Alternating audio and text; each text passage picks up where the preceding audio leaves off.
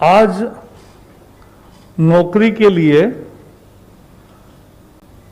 जो युवा होते हैं उनको बहुत परीक्षाएं देनी पड़ती है और उनको लगभग 20 रिक्रूटमेंट एजेंसीज है। तो कोई 4-5 में अगर परीक्षाएं देता है तो उतनी परीक्षा उतनी जगह जाना, ये सब समाप्त करने के लिए एक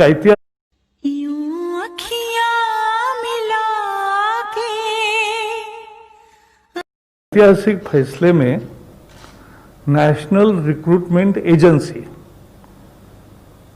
राष्ट्रीय भर्ती संस्था, ये परीक्षा लेने वाली कॉमन एलिजिबिलिटी टेस्ट ये लेगी और इसका करोड़ों छात्रों को लाभ मिलेगा। छात्रों को यानी युवाओं को लाभ मिलेगा जो नौकरी के लिए आवेदन करते हैं।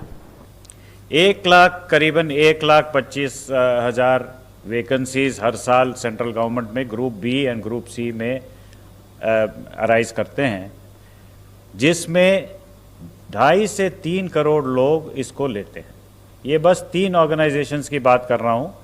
रेलवे में रेलवे रिक्रूटमेंट बोर्ड है, बैंक्स के लिए IBPS है और बाकी सरकारी कामों के लिए SSC है। इन तीनों ऑर्गेनाइजेशंस में अगर आंकड़े लिए जाएं तो ऑलमोस्ट 2.5 से 3 करोड़ लोग बारी बारी से हर एग्ज़ाम को देते जाते हैं। मतलब पहले मैंने RRB दे दिया, उसके बाद SSC भी दे दिया, उसके बाद IBPS भी दे दिया। मैं सारे पूरे साल में मैं एग्जामिनेशन ही देता रहता हूँ जब तक मेरे को काम मिल नहीं जाता है। तो अब एटलीस्ट एक लेवल इसमें कम हो जाएगा। Next please. जो कॉमन एलिजिबिलिटी टेस्ट, एक ही टेस्ट इन तीनों ऑर्गेनाइजेशंस, एंड जो भी ऑर्गेनाइजेशन ये स्कोर लेके उसमें भर्ती करना चाहती है तो वो इस कॉमन एलिजिबिलिटी एग्जाम के बेसिस पे जो स्कोर्स मिलेंगे उनको लेके अगले लेवल एग्जामिनेशन के लिए वो एक्सेप्ट करेंगे। तो ये नेशनल रिक्रूटमेंट एजेंसी एक सोसाइटी होगी, autonomous society under societies act. तो इसमें तीनों एजेंसीज के रिप्रेजेंटेटिव्स होंगे, जैसे मैंने कहा SSC के, RRB के और IBPS के, तीनों के रिप्रेजेंटेटिव्स होंगे इस सोसाइटी को फॉर्म करने में, गवर्निंग बॉडीज में। ये कंडक्ट करेगा टायर 1 एग्जामिनेशन, जिसमें सबसे अधिक लोग पार्टिसिपेट करते हैं, वो 2.5 करोड़ जो मैंने कहा, वो फर्स्ट लेवल एग्जामिनेशन है, टायर 1 एग्जामिनेशन है, उसको कंडक्ट करेगी। ये फुल्ली ऑनलाइन एग्जाम होगा, कंप्यूटर बेस्ड एग्जाम होगा और उसके स्कोर्स जो हैं वो इमीडिएटली कैंडिडेट को मिल जाएगा, जिसके बेसिस पे वो किसी भी एजेंसी में अपना, या SSC हो या RRB हो या IBPS हो, उस स्कोर के आधार पे वो अप्लाई करके अगले लेवल एग्जामिनेशन ले सकते हैं। अब 3 ही एजेंसीज को पहले लिया है हमने, लेकिन in due course of time जैसे जैसे ये स्टेबलाइज होता जाएगा तो सारे रिक्रूटमेंट एजेंसीज में इस स्कोर को एक्सेप्टेंस देने की, इसको एक्सपैंड करने की भी हम सोच रहे हैं। तो इसमें फ़ायदा ये होगा कि स्टैंडर्ड करिकुलम होगा, एक ही करिकुलम होगा, एक पाठ्यक्रम के अनुसार एग्ज़ाम दिया जा सकता है। हर ज़िले में, ये बहुत ही महत्वपूर्ण पॉइंट है कि हर ज़िले में एग्जामिनेशन सेंटर्स एटलीस्ट एक, और जहाँ कैंडिडेट्स ज़्यादा हैं तो मोर देन एक, सेवरल सेंटर्स खोले जाएंगे, सो दैट ये जो अर्बन बायस है, जो दूर दराज इलाके में जो सेंटर्स नहीं हैं, अब हर ज़िले में ये सेंटर खोले जाएंगे। तो this will be a big bone for women, for the poor and the rural candidates. There will be a standard degree of difficulty. So nobody can say that that exam was easy, this exam was difficult. There will be standard degree of difficulty. And another important thing is ये multiple languages में होंगे. The initial attempt is to make it in at least 12 languages, 12 Indian languages, so that people from different parts of the country, they can take part in the examination and increase the representation in the central government jobs. Next, please. The common eligibility test, as I mentioned, was a first level test to shortlist the candidates. The scores will be valid for 3 years. Means same scores you can use for 3 years, and you also have an opportunity to improve your score by giving the examination again. And the best score in all your attempts will be taken for the purposes of the recruitment. Next, please. So in short, when I give you the picture, it is a common registration portal जहाँ पे एक ही registration portal पे candidate को register करना होगा. Question bank with same degree of difficulty, एक question bank होगा जिसमें से central server बहुत secure manner में रखा जाएगा.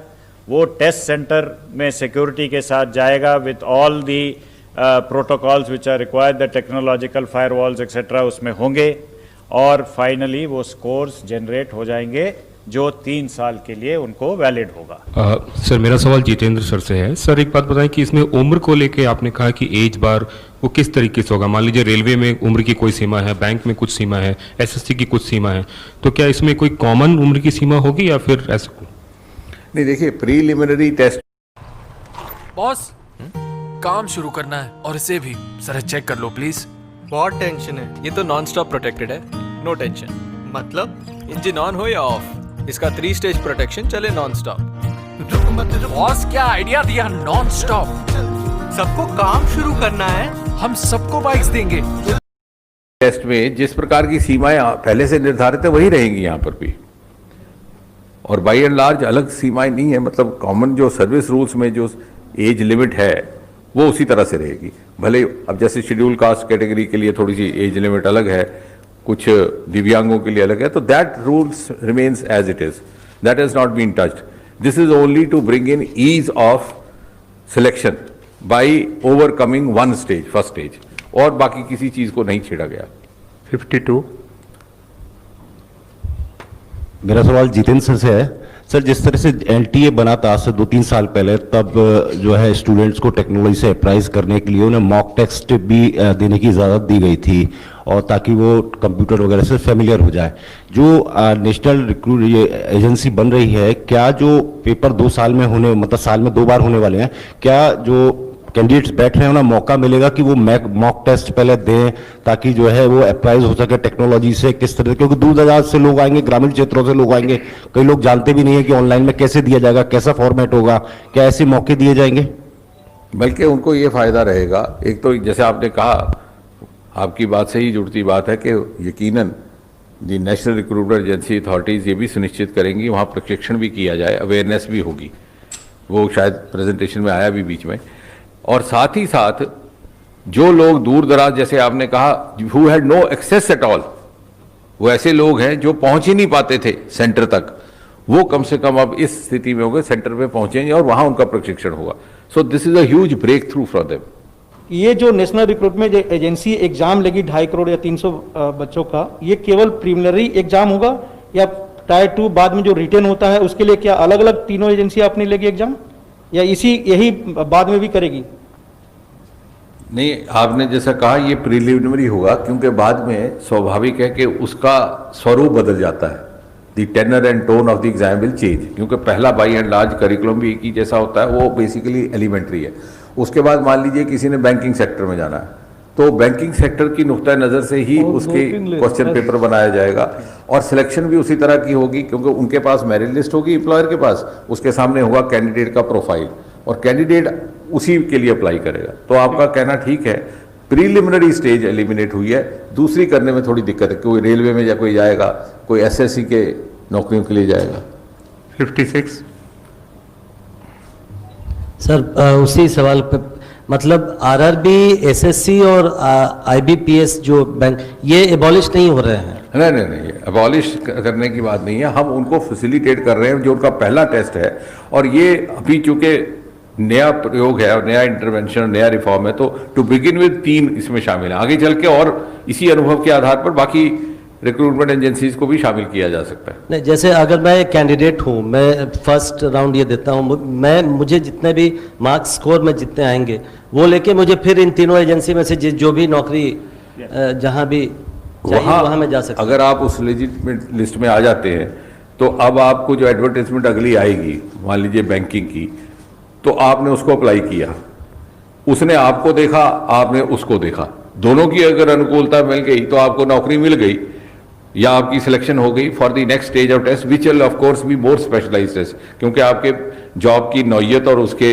रिक्वायरमेंट के हिसाब से। लेकिन जो उसने पहले एक टेस्ट करना था उससे आप बच गए, वो भी बच गए कंडक्ट करने से, और आपको वो दुविधा नहीं रही कि आपको जगह जगह 20 सेंटरों पे जाना पड़े या 20 जगह।